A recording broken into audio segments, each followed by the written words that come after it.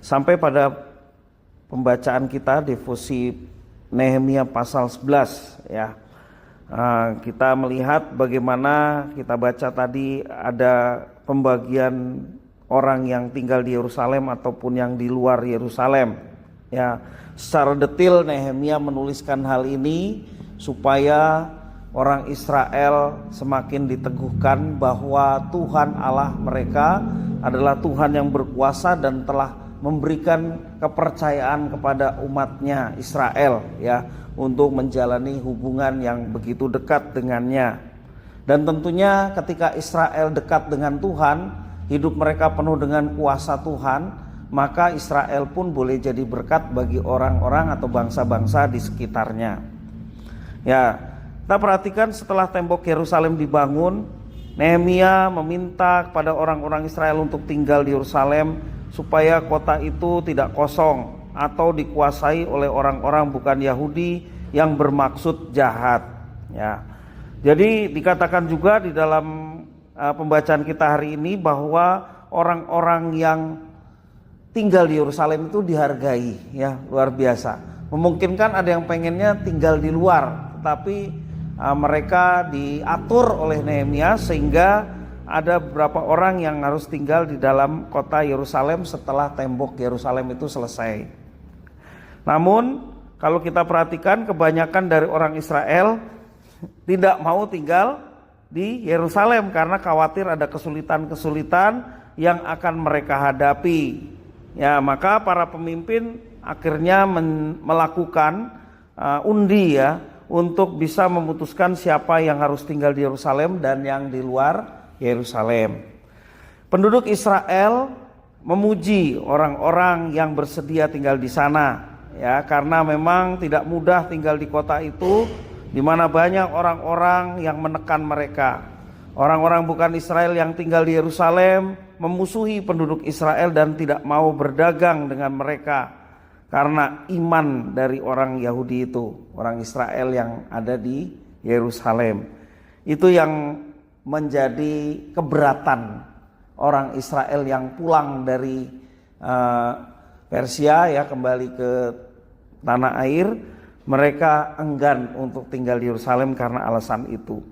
Ya, selain itu juga mereka tinggal di sana harus membangun kehidupan mereka dari awal. Tempat tinggal dan pekerjaan semuanya harus dirintis lagi dari awal. Mereka harus menginvestasikan waktu, juga uang mereka, tenaga mereka, agar dapat bisa bertahan hidup di kota Yerusalem. Oleh sebab itu, keberanian dan kerelaan yang mereka yang mendapatkan undi untuk tinggal di Yerusalem sangat-sangat dihargai pada waktu itu. Ya, kalau kita melihat hari ini di antara kita yang hidup di tengah orang-orang yang tidak percaya kepada Tuhan, mungkin ya lingkungan kita atau lingkungan rumah kita, mungkin juga di tempat pekerjaan kita atau dalam pergaulan kita setiap hari, kita diperhadapkan dengan orang-orang yang tidak seiman dengan kita, yang tidak mengerti atau belum tahu bahwa kita menyembah Tuhan Allah yang besar dan kita dipercaya menjadi umatnya. Mereka belum mengerti.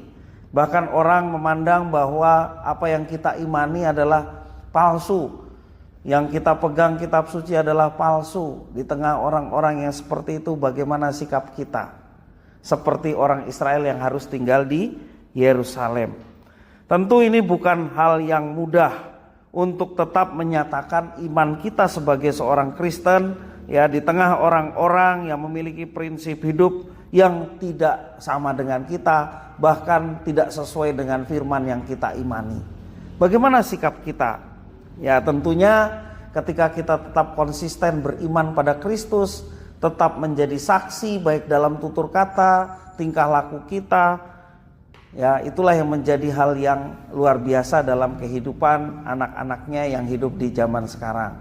Ya, kita semua seringkali menghadapi hal seperti itu. Ya, juga ada kalanya orang percaya dijauhi, ya, dijauhi, difitnah, serta mengalami kesulitan-kesulitan yang lainnya dalam kehidupan. Tetapi apapun tantangannya, mari kita belajar dari kisah Nehemia dan juga orang-orang yang rela tinggal di Yerusalem untuk tetap setia, untuk tetap taat pada firman-Nya. Sebab orang yang setia dan taat pada firman-Nya itu tidak akan pernah rugi. Ya. Jadi setia dan taat pada Tuhan tidak akan pernah rugi. Karena apa? Karena kita setia dan taat kepada Tuhan yang benar, yakni Tuhan yang berkuasa. Alamilah itu, ya. Kalau kita tetap setia itu tidak akan pernah rugi. Karena apa? Penyertaan Tuhan itu sungguh nyata, ya, perlindungan Tuhan itu sungguh nyata, dan ada kepuasan batin ketika kita tetap berpegang teguh pada firman Tuhan. Hati kita itu rasanya puas. Lebih daripada itu, kita bisa menerapkan firman Tuhan dalam kehidupan kita, kepuasan kita semakin bertambah-tambah. Ya, jadi kepuasan orang percaya adalah tetap setia dan hidup dalam ketaatan akan firman-Nya di tengah lingkungan yang berbeda dengan kita. Itulah yang seharusnya menjadi kepuasan dari kehidupan orang-orang percaya, orang Kristen.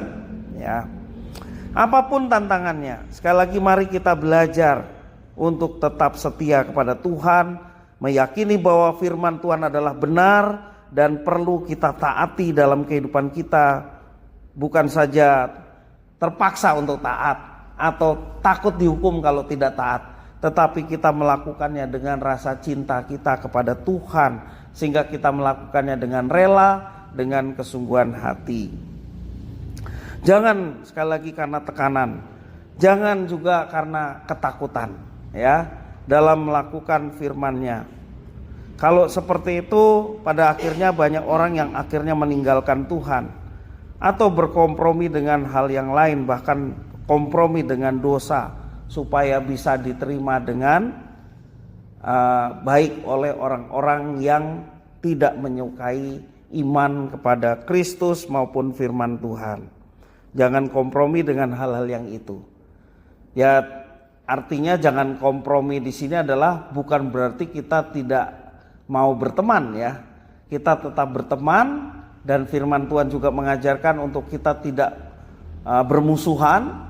Yesus secara ekstrim mengatakan apa? Kasihilah musuhmu. Yesus sendiri di atas kayu salib memberi teladan, ampunilah mereka sebab mereka tidak tahu apa yang mereka perbuat. Stefanus pun demikian, sebelum kematiannya dia mengampuni orang yang telah merajamnya dengan batu, karena mereka juga belum tahu apa yang mereka perbuat. Nah, Tuhan melindungi, menyertai, ya. Dan dari kematian para martir ini justru malah melahirkan orang-orang yang juga hidup setia dan taat pada Tuhan. Ya, siapa yang menduga dari kematian Stefanus lahirlah seorang pemimpin agama yang bertobat, ya, yakni Paulus menjadi murid Kristus yang setia. Bahkan Paulus paling banyak menulis dalam kitab Perjanjian Baru, ya, dipakai Tuhan luar biasa. Nggak ada yang menyangka, tetapi di sini menunjukkan kuasa Tuhan bisa bertindak pada siapapun. Itu diawali dari orang-orang yang setia dan taat. Nah, makanya kalau kita mau tetap setia dan taat, tidak akan pernah menjadi sia-sia. Itu boleh mendatangkan berkat bagi orang lain yang mungkin buahnya tidak kita petik sekarang, ya, kita petik di masa yang akan datang. Tetapi percayalah, seperti kata firman Tuhan, dalam persekutuan dengan Tuhan jerih lelahmu tidak sia-sia. Percayalah, Tuhan pasti menjaga, Tuhan pasti melindungi, Tuhan pasti menolong kita. Ia pasti memberi kepada kita kekuatan. Dia juga memberi kepada kita hikmat untuk menghadapi setiap tantangan. Ia pasti memampukan kita untuk tetap menjadi terang bagi orang lain, asal kita tetap setia, tetap taat untuk melakukan firman Tuhan. Amin. Tuhan Yesus memberkati.